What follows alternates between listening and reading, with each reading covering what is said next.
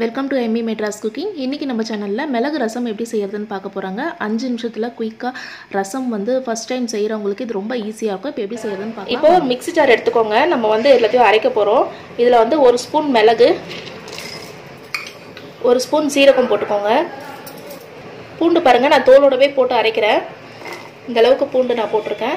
கொஞ்சமாக கருவேப்பிலை, ஒரு 2 தக்காளி பழம், இது கூடவே நான் இந்த அளவுக்கு புளி எடுத்திருக்கேன். இதே இது கூட சேர்த்துடலாம். மஞ்சள்தூள் 1/2 ஸ்பூன், உப்பு தேவையான அளவு சேர்த்துக்கோங்க.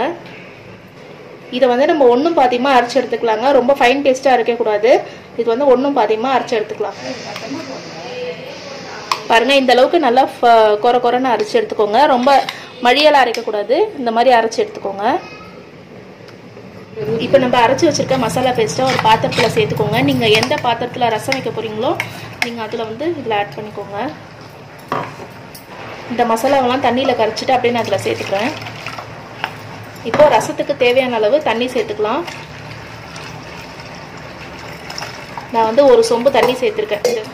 உங்களுக்கு ரசம் எந்த அளவுக்கு தேவையோ நீங்கள் அந்த அளவுக்கு தண்ணி சேர்த்துக்கோங்க. இது கூடவே 2 காஞ்ச மிளகா கிள்ளி போட்டுக்கலாம். பொடியாக கட் பண்ண கொத்தமல்லி, கருவேப்பிலை. இப்போ இதை வந்து ஒரு கரண்டி போட்டு மிக்ஸ் பண்ணிவிடுங்க. மிக்ஸ் பண்ணிவிட்டு இப்போ வந்து நம்ம தாளிச்சிட வேண்டியது தான். இப்போது தாளிக்கிற கிண்ணத்தில் ரசத்துக்கு தேவையான அளவு எண்ணெய், நான் வந்து ஒரு 3 டீஸ்பூன் எண்ணெய் சேர்த்துருக்கேன். எண்ணெய் நல்லா சூடான உடனே கடுகு பொரிஞ்ச உடனே பெருங்காயம் சேர்த்துக்கலாம்.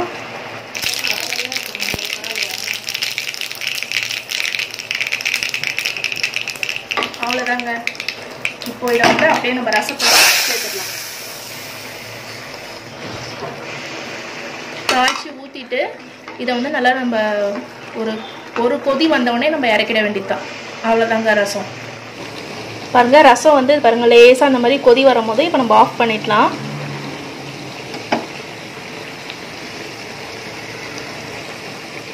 அவ்வளோதாங்க, நல்லா சுட சுட மிளகு ரசம் ரெடி ஆயிடுச்சு. இதேமாரி நீங்களும் செஞ்சு பார்த்துட்டு எப்படி இருக்குன்னு எனக்கு கமெண்ட்டில் சொல்லுங்கள். இந்த ரசம் வந்து குயிக்காக ஈஸியாக டக்குன்னு முடிஞ்சிடுங்க. ஏதாவது ஒரு அவசரம், ஏதாவது குழம்பு வைக்கணும் அப்படின்னு நினச்சிங்கன்னா டக்குன்னு நீங்கள் எல்லாத்தையும் போட்டு ஒன்றா அரைச்சிட்டு தாளிக்க வேண்டியது தான். டக்குன்னு ஒரு 5 நிமிஷத்தில் நம்ம ரசம் வச்சிடலாம். இந்த வீடியோ எல்லாருக்கும் பிடிச்சிருக்குன்னு நினைக்கிறேன். பிடிச்சிருந்ததுன்னா நம்ம சேனலில் மறக்காமல் சப்ஸ்கிரைப் பண்ணிக்கோங்க. தேங்க்யூ.